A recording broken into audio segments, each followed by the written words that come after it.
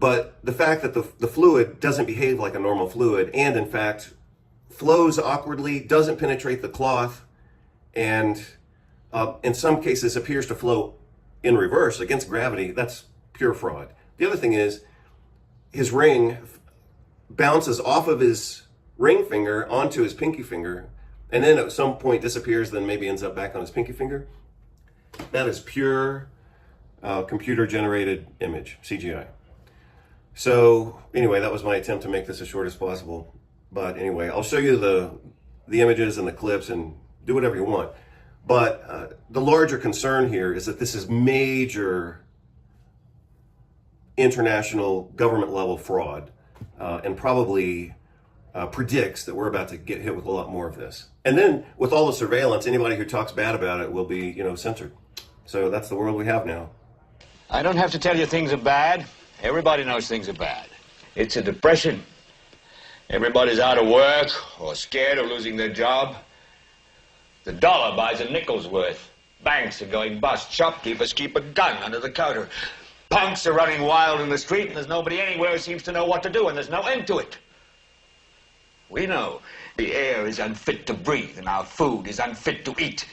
We sit watching our TVs while some local newscaster tells us that today we had 15 homicides and 63 violent crimes, as if that's the way it's supposed to be. We know things are bad, worse than bad. They're crazy. It's like everything everywhere is going crazy, so we don't go out anymore. We sit in the house, and slowly the world we're living in is getting smaller, and all we say is, please, at least leave us alone in our living rooms. Let me have my toaster and my TV and my steel-belted radios, and I won't say anything. Just leave us alone. Well, I'm not going to leave you alone. I want you to get mad. I don't want you to protest. I don't want you to riot. I don't want you to write to your congressman because I wouldn't know what to tell you to write. I don't know what to do about the depression and the inflation and the Russians and the crime in the street. All I know is that first, you've got to get mad. You've got to say, I'm a human being. God damn it. My life has value. I'm still whooping all throughout the town. Gonna let them know I don't fuck around. I whoop that ass. Good morning, everybody. Dr. Vasquez here. Today I'm just going to provide the shortest video possible on this topic that we've all seen now circulating throughout the so-called news sphere.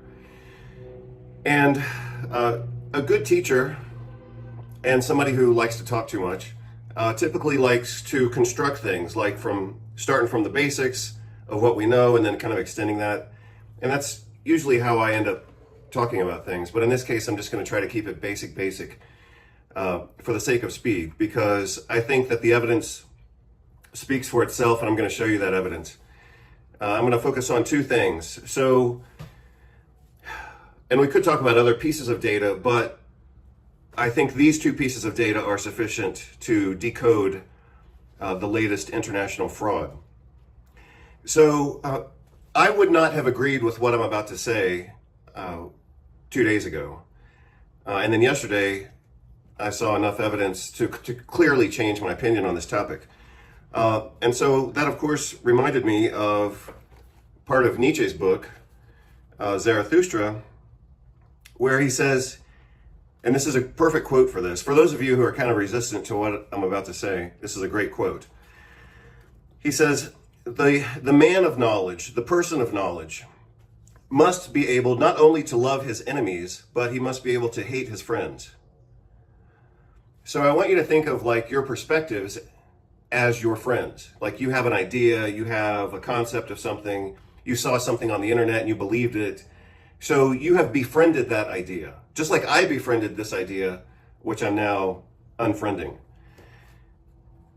So, in Zarathustra, Nietzsche talks about friends, but he's not simply talking about like friendships with the people. He's talking about anything that you like, anything that you're affectionate towards, or anything that you have an emotional connection or investment with.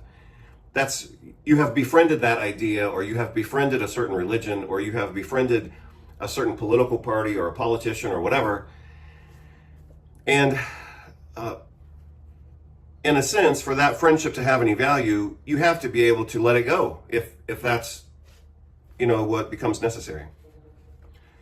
Otherwise, you're just a slave to your own emotions and your own connections. So again, he says, the man of knowledge, and that could be translated a few different ways. I realize I'm babbling already, even though I said I was going to try to keep this short. That's just the way I am, so take it or leave it. Again, he says, the person of knowledge. I suspect that he could have also said the person of freedom in a certain way, or the person who wants to be fulfilled and free, must not only be able to love his enemies, but you must be able to hate your friends as well. So that's on page 78 of this particular edition, which apparently I read from cover to cover when I was about 24 years old. So again, what I'm about to say, some of you might hate it. You may, like I hated what I'm about to tell you because I saw somebody say this and I thought this is just bullshit and I'm sick of the drama. And so I blocked that content. And then yesterday, I kept reconsidering this because it never made sense from the start. It never made full sense. It made a little bit of sense. And you got to remember the other thing. Your brain wants to make sense of things. So if they show you a video of something, your brain is going to try to understand it as if it's real.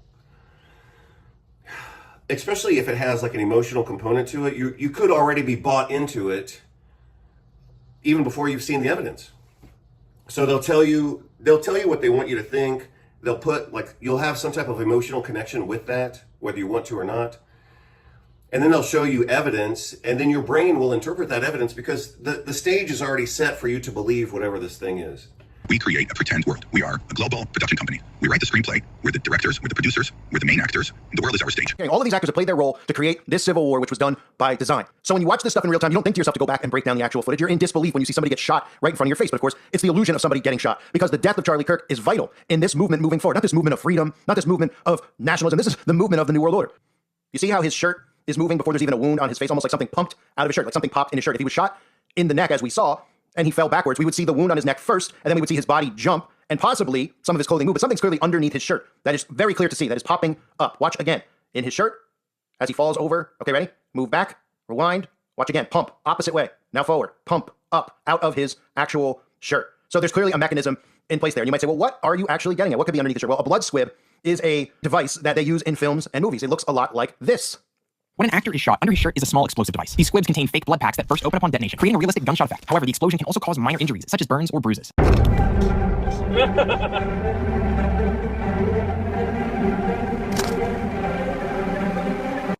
So you notice the blood squib and how that looks, right? That's what they use in movies, right? It's almost like a device, right? It's a device that bursts upon detonation that can be used under the shirt. Now you might say, well, that was at his neck. We don't want to jinx it, we don't want to say anything wrong, but what we don't want to have happen is that awful moment, and I wish I could say it's never happened, where you're on set and you stop pumping blood, and you look at the actor and nothing's coming out of his neck, but there's a giant red pile going on the back of his body. You know?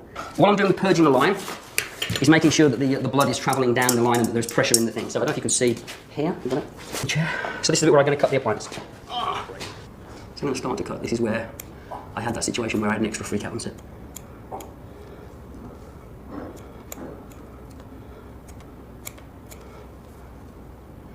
This is always I think, a very nerve-wracking piece because you don't exactly know for sure that you are in the right place, and also, you know, you are using a pair of live scissors next to an actor, and the whole crew are watching sometimes, and you're a little bit nervous.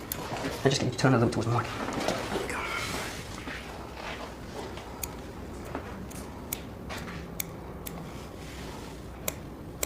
These are a very, very fine pointed scissor. They snip through foam really, really well, and also they've got a lot of control over the blade.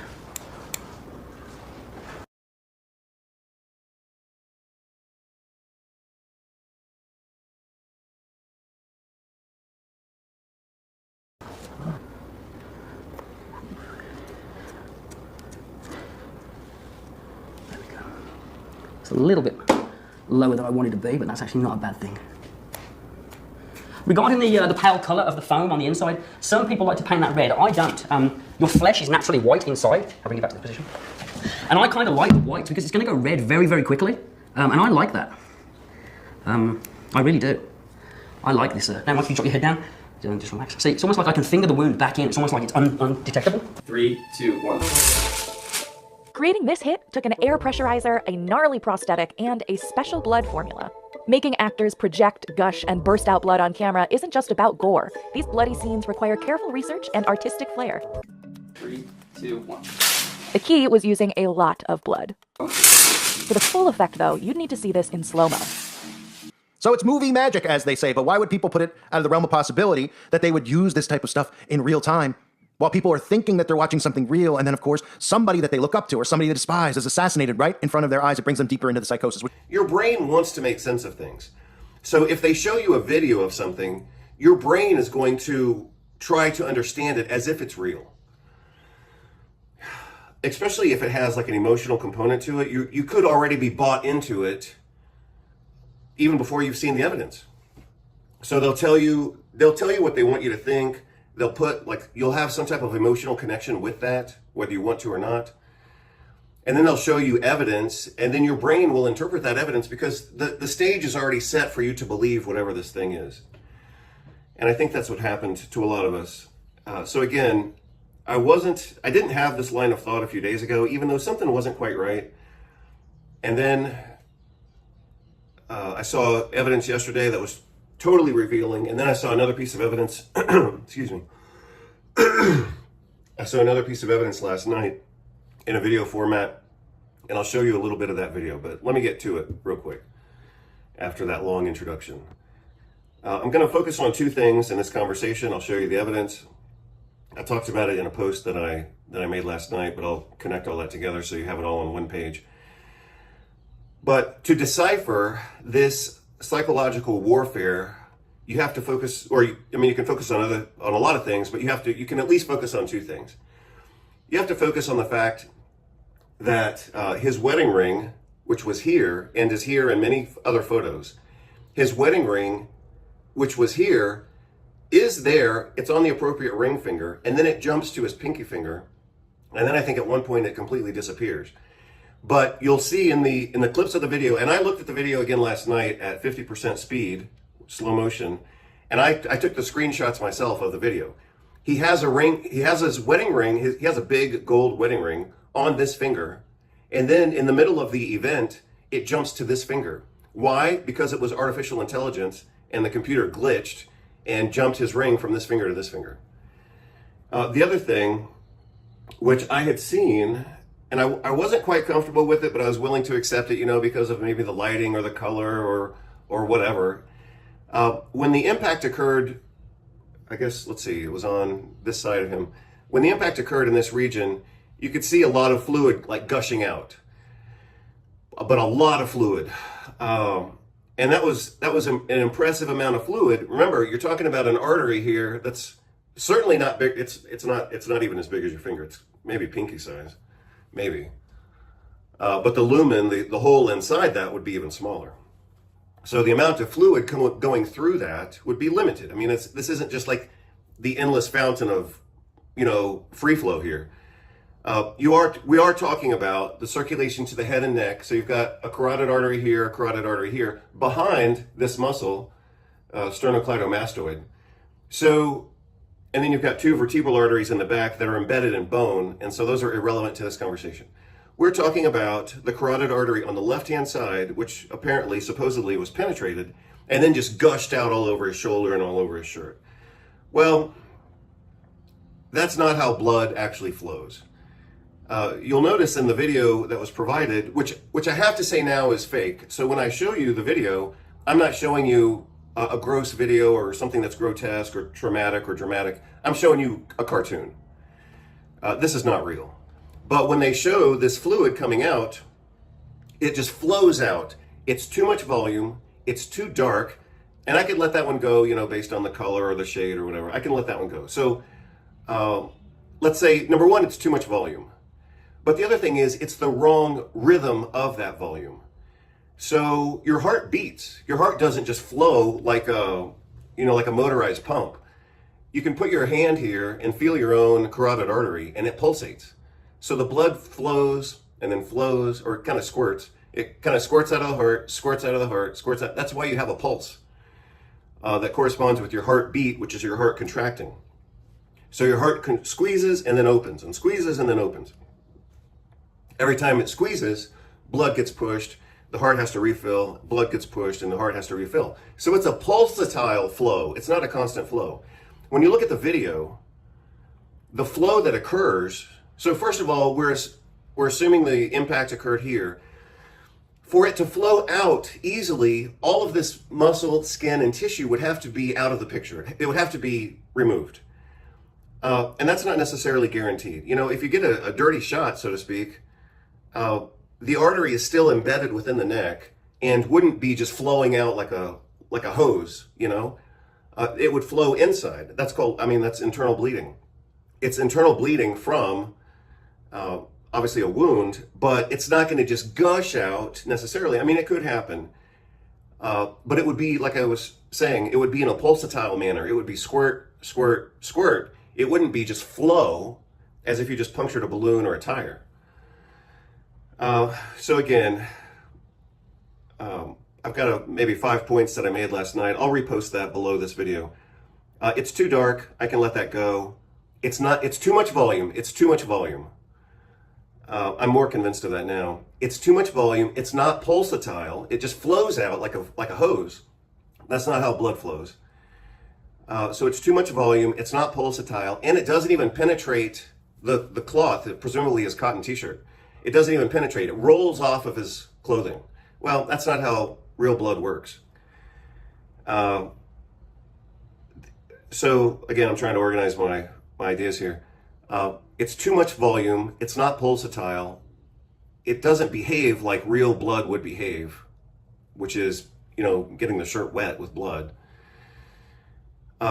In the video that I saw last night, you can see that the fluid, the blood, so to speak, or the image of this dark fluid actually flows in reverse. I'll put the link and I'll put a clip of that video in this. That seals the deal that this is fraud.